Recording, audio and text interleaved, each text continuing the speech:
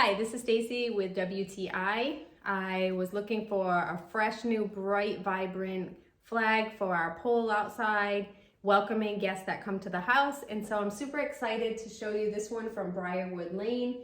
The scene on it is absolutely so beautiful. Love the vibrant colors that it comes with, and it just makes me want to be in that scene at the lake. What's really nice about this is our pole does have a clip that you attach it to, and I was really happy to see that this one has it. So you just go ahead and clip that right onto the flag, the pole, and you just go ahead and place it right outside.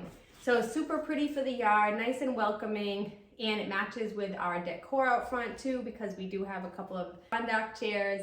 And so super excited to be able to have found this one from Briarwood Lane. And that's my point of view.